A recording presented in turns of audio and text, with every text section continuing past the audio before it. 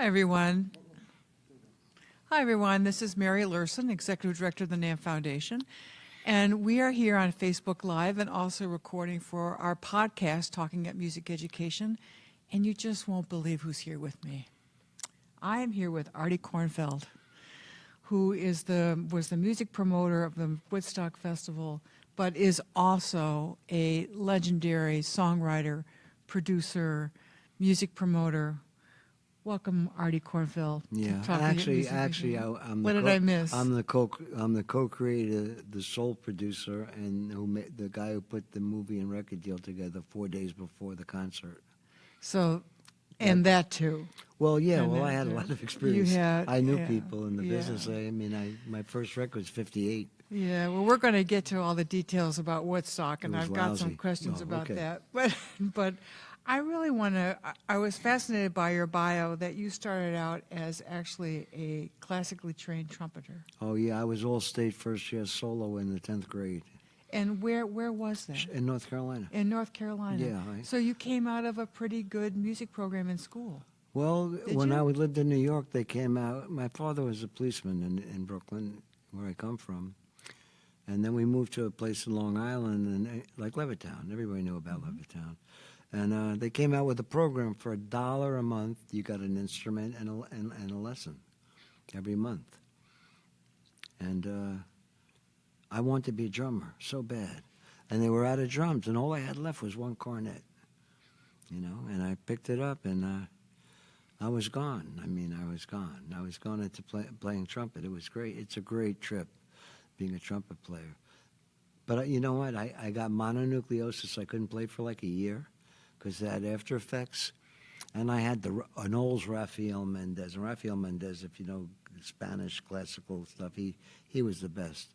And I had the Bach mouthpiece, and I had the, and I was in the studio doing a session, and most people would know Clark Terry because he's the guy that played all the leads that Doc Severs didn't take credit for. And I was in a session, and it was a break, and I asked Clark, could I have your horn? Could I have your horn for a minute, Clark? He said, sure, Artie. And he said, you're the guy paying by the hour. So I picked it up, and I tried a C scale, and I couldn't even get through a C scale. Yeah. And I said, here, Clark. But you were in school, and you had a good school music program. And this was the basis. Oh, and then I had Johnny Hodges, the famous jazz musician, teach me breathing and diaphragm control. Yeah, but that school music kind of was the base for everything, wasn't it? Well, really? yeah. Well, I wasn't going to play an accordion. Though you probably could have, but you didn't want it, right? Yeah, no, I wanted to be a drummer. I really did. Right. I had a lot of anger in me. But we're talking, our podcast is about music education, and you're known for so many things and so much success and influence in the industry.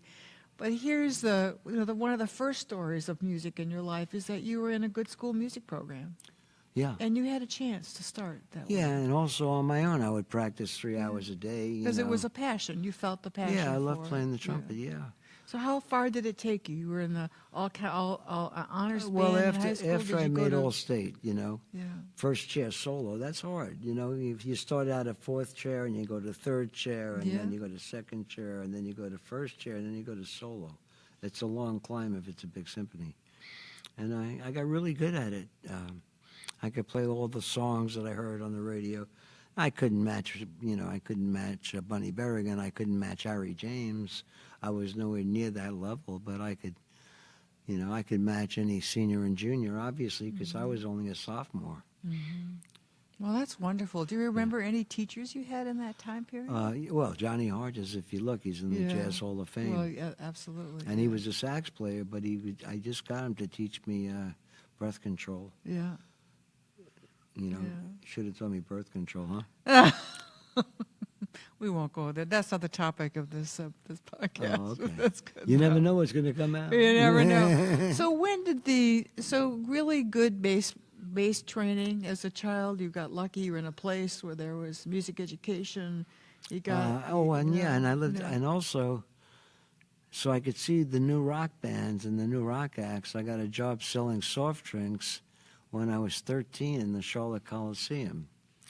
And it was really hard because it had real steep steps, and those buckets were full of ice. Yeah. And North Carolina is an alcoholic beverage control state.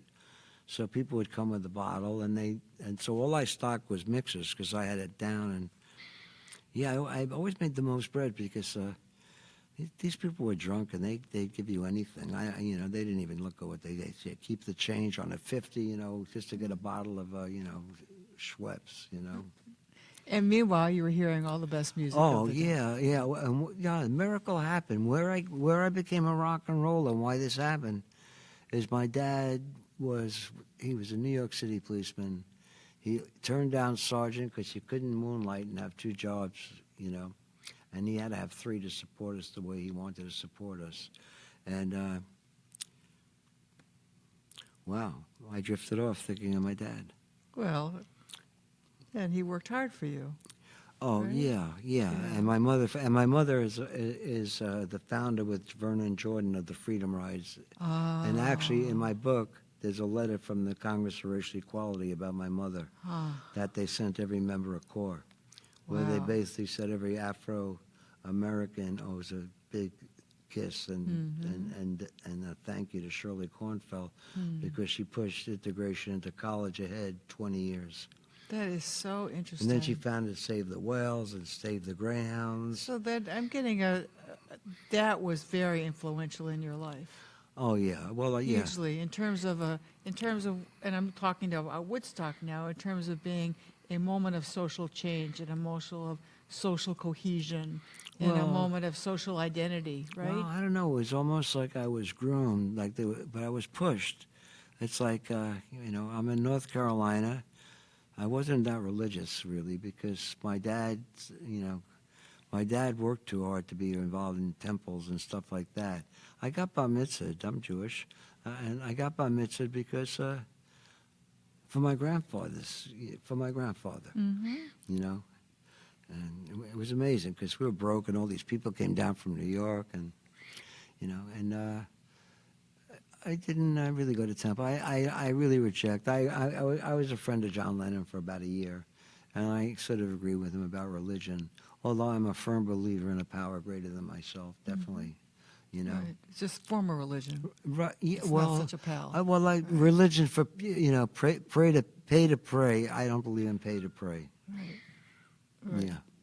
I think that's a reasonable some people can't decision afford to reach at this point of life. Yeah, right? don't tell me how to vote. Don't tell me this or that. You know what I'm referring to. But going back to what you're telling us about your mother, this was obviously you grew up in a home with a lot of social consciousness. Yeah, a lot And of conflict, a lot of social consciousness.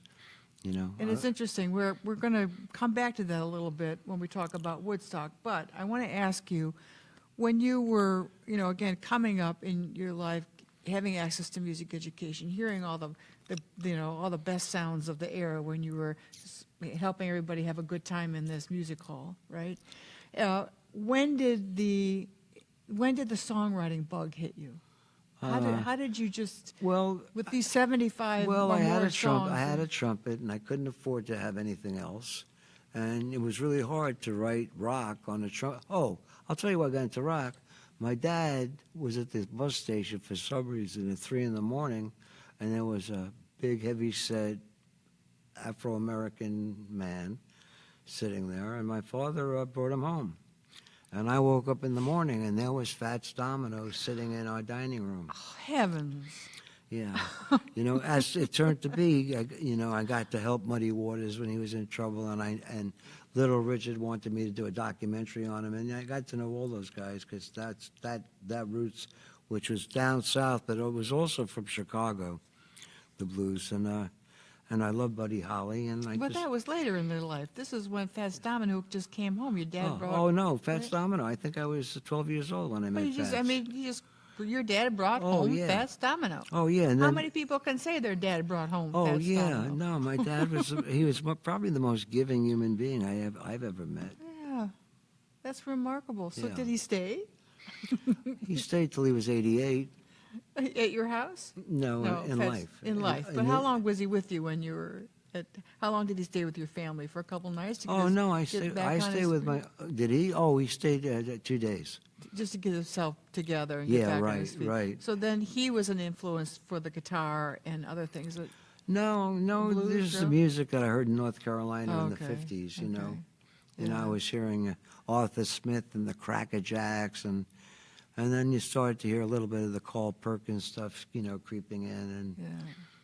And There I- was a lot of And influence. I fell in love though. with Buddy Holly's stuff, you know. Yeah. But there was a lot of things shaking your cage, though. I mean, if you were already musically gifted on the trumpet, your mom was a social activist. Your dad brought home Fats Domino. Yeah. I mean, that's early in your life. There Well, all they- these very they- interesting things were They happening. put my sister and right? I through a very weird trip because I went to 16 schools from kindergarten to graduating high school. Because they moved around so So I much. was a new kid in school. Yeah. And I think that's why I was such a good lyricist, Yeah. because I knew how to read people very quickly. And I knew what would turn them on, you know. And I like to make people happy. So, songwriting. I'm going to go back and ask that question. Oh, yeah. When did that hit then? In your late teens, in your I 20s? went to work and I saved up enough money to go buy Ampex tape recorder, which was a box the size of this table, and it was just like a one track. It was like, but you could cell sync. I forgot how I worked it, but it worked. And first song I played was Michael Rowe, The Boat Ashore, because I had a friend who was a folk singer. 2 chords or 3 chords? Three. 3, yeah. Yeah. You know, so anything in 3 chords I could play. Yeah, So that's usually, like the most of usually us, when I right? sing my songs that were hits that are 6 chords, because I had a co-writer, I play them in 3 chords or 4 chords. You know, so I could play. I love Bo Diddley, so I play everything Mm-hmm. to the Bo Diddley beat. You know, I mean, I can say, "Follow me, I'm the Pied Piper." I wrote that song in 15 minutes and recorded it in 1 hour. All right, so again, it was just, these things were just coming to you? Songwriting, writing lyrics, writing melodies, writing... My It's mother just- listened to. She loved Harry Belafonte and Odetta and those kind of people, and my dad loved opera, you know, and I just love music. So you know, just the. So you just took it to paper. You just started Well, it writing. happened quick because my first record came out when I was in the 10th grade on Paramount Records. Now I didn't even know that until someone on Facebook posted, because I decided to call myself Jess Wild. Just wild. Yeah, but I spelled it W-Y-L-D. You know, and yeah, So and you're on playing Facebook. guitar? Yeah. You play- Oh, yeah. yeah. That by then I could play guitar. You know, it took me about 6 months to be able to write things with a guitar, maybe less. But it just sort of came very natural to me. I listened, and then you know, working in the Coliseum and hearing all the classic rock people from the beginning, from when it was rockabilly and when it turned to rock, and yeah. This says you sang so calmly, it just came very natural to me. 75 songs, Billboard rated songs. They all just came very natural to Yeah, you. it's sort of, you know, I'm looking back and on. I'm saying, where'd I get all the time to do that? Yeah, I mean, that's a lot. That's a big body of work here. Yeah, And it all just well, came not very only that, natural I to also you? produced about 45 or 50 albums during that Right. period. So And- I was in the studio a lot. To found Debbie Harry, I produced an album called The Wind in the Willows, which is really it's a Baroque. It's The Hobbit. Oh, I Put to know. music. Yeah. And I loved Roger. Well, at that point, I had already run Murky, and I put out King of the Road, because when Quincy Jones left, I was the head of A&R, and I Yeah. put out King of the Road, and I got to hang with Roger Miller. What an experience. Yeah. So, you know, I'm driving into these questions because part of our audience are also college music students and young people that want to work in the industry. Yeah. And when a lot of aspiring songwriters, a lot of aspiring producers, young, talented people.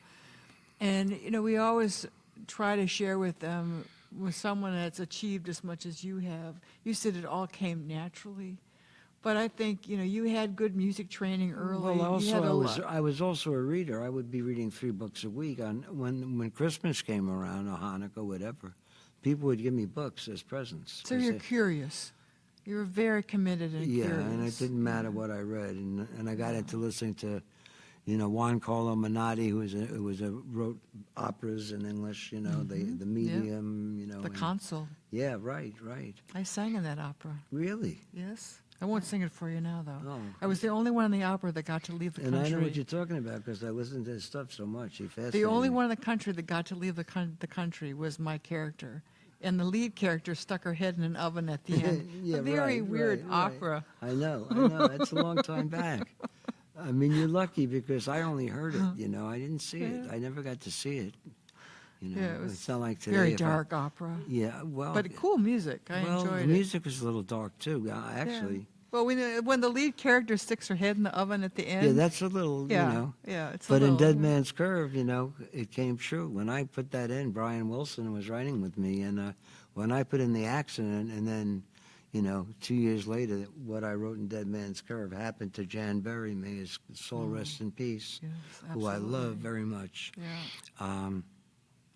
You know, So when you say all these things come naturally, what you're also saying by saying you read a lot of books, you were always very disciplined and intellectually engaged, and you pushed yourself a little Yeah, bit. I did Not it- just a little bit. I did it in athletics too. Yeah.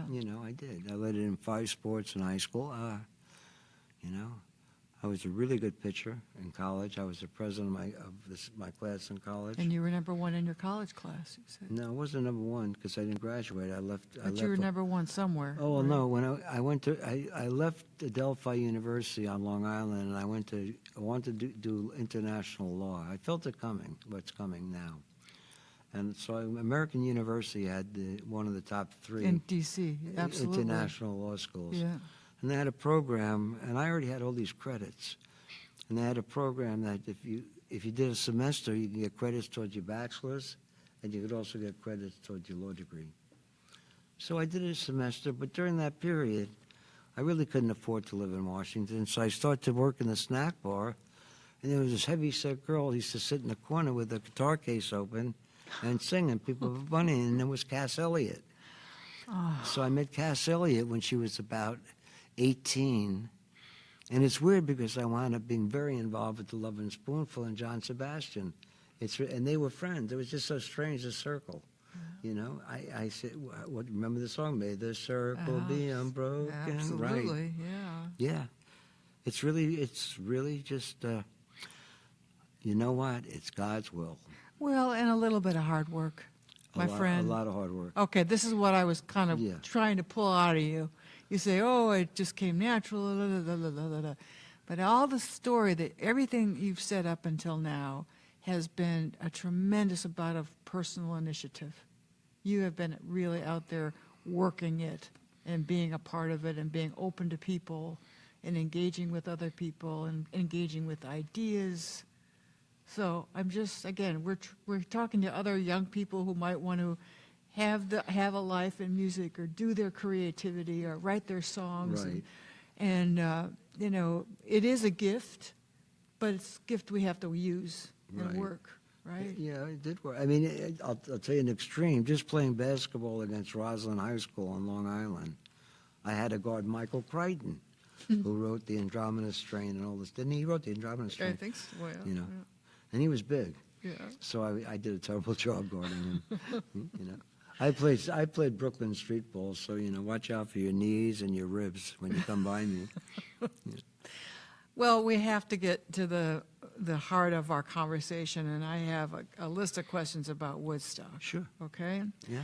So as I was kind of planning the opportunity to chat with you and meet you and all the wonderful things that you've contributed to our world and our culture, Woodstock was a social phenomenon. And how, my question is probably, like Mary, you would say it's really not a very smart question, but this was the world that we live in now with cell phones and text and Instagrams and Snapchat and Facebook and the interactivity and the virtual communities. None of that existed when this thing happened. Yeah, that's true. What was when you look back on it now, and maybe you even had the same energy and understanding at the time, what was the core energy that just drove this impossible convergence? It was... Woodstock was you couldn't easy. Woodstock. To No, tell you he's the telling truth, me that Woodstock. to tell you the truth, I did a special promotion as a favor to Charles Koppelman, who was chairman of the board of EMI. But we used to play softball together, and he was the IV3. I'm a yogi baby, and I lost my track. How you'd said Woodstock was easy. Yeah, So- yeah, because you know what, I had a record. Jan and Dean put out a record, and I wrote one side, Dead Man's Curve, and the A side was called The New Girl in School. So I said to myself, I'm tired of hearing from these promotion people why something didn't happen, and then I hear it's playing in Chicago or Louisville, and I call and it's not getting played. So I said, I got to start learning about these stations. So I went into Woodstock knowing every FM program director in the country. And I said, you know what, I'm going to use the only media I know how to work, and that's press and the media. And radio. And radio is my Good key. old-fashioned Oh, radio. yeah, right. I brought in $1.5 million, just about, with one ad in newspapers and one commercial when we were going to go out of business on my anniversary to my late wife, Linda. May her soul rest in peace. May she. And God bless her. Yeah. So anyway, I lost my track. So good old-fashioned radio. You just Yeah. went out and said, I'm going to, but you did it when not relying on the other promotional networks that you knew. You were going to do it yourself Oh, this yeah, time. well, I got to know, because, I was happened as a writer, but it was very quick before I was already doing A&R at a company. Mm-hmm. Just very quick. Really quick. So, but it also, all right, so you galvanized the good old-fashioned radio for the promotion. You promoted the... But was there something also that you think that generation of young people were just ready for and were yearning for? Well, I knew that generation Well, what because were they they've been yearning buying for? songs I wrote, and I knew Yeah. what they went for, and I was lucky to be a Screen Gems writer with Donnie Mm-hmm. Kirscher and Al Nevins and Barry Mann, and I went with Cynthia Weil and Jerry But it was just the Goffin and music they Carole came... King. Was it just the music they came for? No, Woodstock. All right, that's what Woodstock was my generation. For me, I was the only one of the three that did not do Woodstock for money. What were they longing for? I resigned from Capitol as senior vice president, Yeah. to do Woodstock. What were they longing for? Well, we wanted peace. I had friends I played football with in high school. I had 6 guys I played on the line with, defensive line, that got shot. And I was getting down in this war, and I was a history major. So, there was no reason. The French got killed, and it's like, why are my friends getting dead? And I guess a lot of people felt that. Why is my son dead? Why is my... So there was a longing to come together. Well, yeah, we wanted peace. It was big, and it was music, and it was music and Yeah. that big idea. Well, yeah, I remember the day, because I'm old enough that I remember the day that they put in the paper victory over Japan in World War II. And my dad was in a hospital in the Philippines. So it was like, I remember that. I remember the joy of having peace.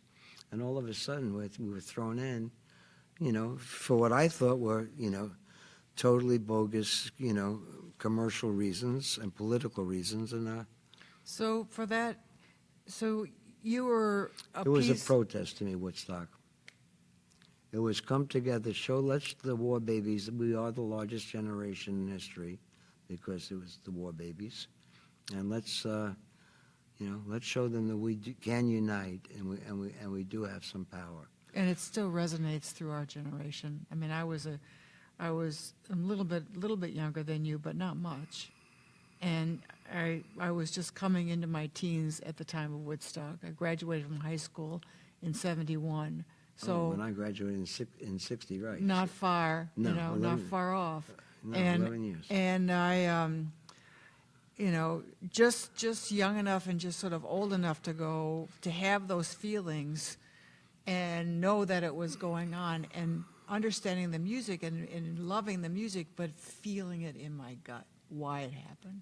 I just wanted to hear it from you. Yeah. Hearing it from you validates it for me, right? Yeah, well, and why it continues to resonate. And I think, I'm a full-time advocate for music education, and I'm fighting for some of the goodness in life, and a lot of it comes from that gut feeling that I felt right then. at Well, that time you of my know, life. the songwriters that were around my age all of a sudden realized, well, maybe we should put something in our songs and we can make a difference. And then I heard Jesse Colin Young, and I heard, "Come on, people now, smile on your brother." Everybody get together.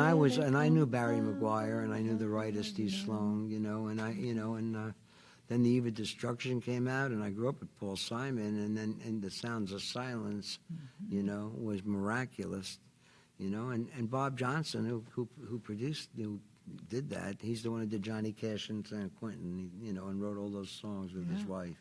You know, it's kind of all of those songs opened up things that were happening in our world that were never talked about or sung about in that way. Right. Right? Yeah, well, I mean, and I think there's pieces of it that have carried on. Right. I mean, there's yeah, in the even, artist well, community. The Who right? said it, and I don't like The Who because I had an altercation with Peter Townsend in Woodstock. But, you know, they said, "We're not going to take it, never could and never will," you know. They really said it in that song. And because of my mother and because of my upbringing, it was like, if we unite, we could we could take Richard Nixon on, Well, yeah. you know? Yeah, because he did try to stop it.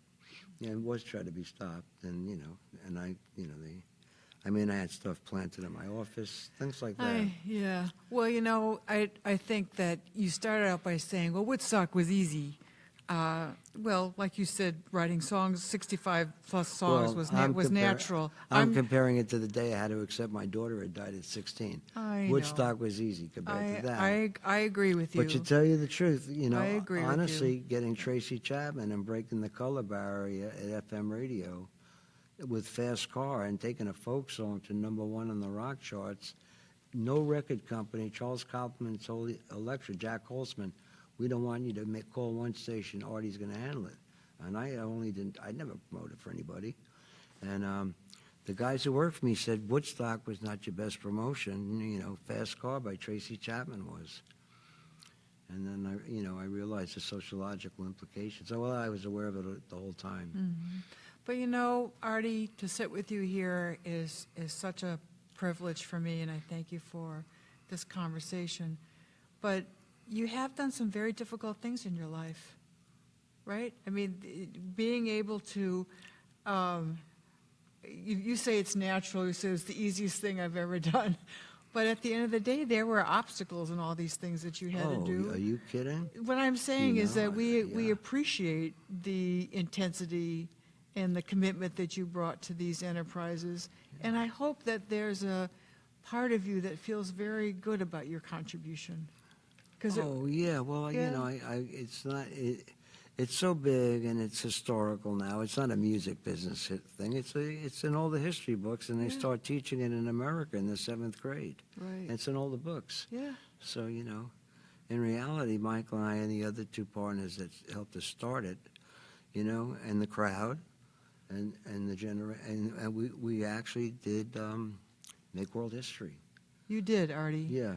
It wasn't just You did. It wasn't just at the record and the movies, and I made those deals. And you helped change a sensibility of an age Yeah. that I think that continues to move Yeah. in the hearts of a lot of people. Right. Yeah. And I just want to say that. Yeah. And, I don't like that Woodstock represented a drug connotation because that was not. There were people that came when we made it free, but those people always show up when something's Right. free. Right. You know, Yeah. and I had my battle, and I'm one of the founders of Cocaine Anonymous in 1983. Yeah. So I'm sober 35 years. Yeah. Well, congratulations on that. Oh, well, too. I didn't make it yet. It's September 14th. Yeah, well, One you day will, at a though. time, right? Well, you will, though. Well, I can't thank you enough. Do you want to leave us with any final thought about what we should say to any young people and any teachers or communities about the role of music in their life and why we want every child to invest in the time to learn music? And Well, those who are making music, you really have to become objective about what you're doing. And you really have to find someone who's better than you that plays, or is in somebody, maybe a local band that's on, and see their opinion on what you're doing to find out if you're even going in the right direction. Good teaching, right? Mentors. Oh, yeah. People that Well, support you. When I watched the Dick Clark show, every act that was the pick of the show, I ran out and had the record in my house within 15 minutes. I'd run to the store, get the 45, and I had it. You know, it's like, you know, like Peter, Paul, and Mary. Well, you know, Paul was a good friend of mine, Noel Stogie. But you know, I love rock and roll music, and I do. But you know, I love I Walk the Line too. Yeah. You know, it's Yeah. hard to beat that. Loving a lot of different kind of music, Oh, yeah. engaging with all. Well, you can't compare I Walk the Line by Johnny Cash to Sgt. Pepper's Lonely Hearts Club Band. Right. You know, but in a way, I think Johnny, I think, well, I was friends with, I knew McCartney and Lennon, and I really think George Martin, the producer, is the guy that did the turnabout, because the electronics things he did that now they're doing with, I really cannot, I despise this electronic invasion that's taking away our privacy. You know, when a friend of mine tell me he's afraid to watch his TV because he just found out they have a camera that films you, and I guess that's for texting on the TV. If you've got a smart TV and if you have to, you know, if you've got it on all the time, well, it's like your computer too, and you have to just manage you have to manage your devices. Right, and I miss good old honest AM radio and Right. FM radio. Yeah. You know, I really do. You're right. You know, and thank God that actually the program director of Sirius XM is a friend of mine, and he used to do promotion for me, and Steve Leeds, and wow, and I never really went to any of the cables until I started to notice I was getting most of my royalties from cable systems. And now they're your friends. Well, it's right? amazing that Right. BMI, you know, who I've been with since Right. 1961, that BMI has collected over $1 billion 2 years in a row. When you think they'd be in the tank by now. Yeah.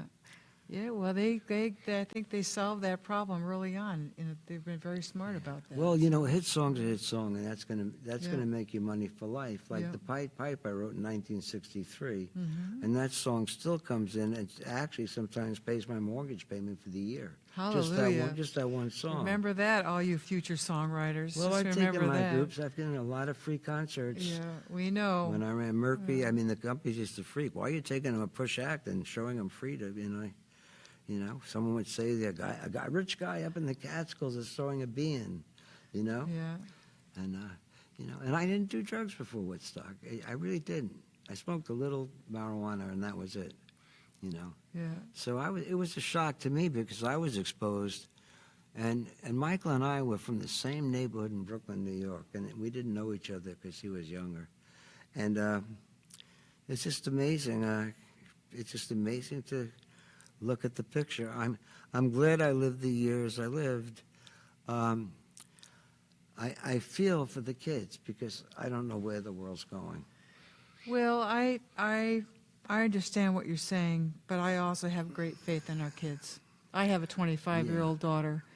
I'm so lucky to have her, and I have great faith Yeah, in that God bless you. generation, in those young people.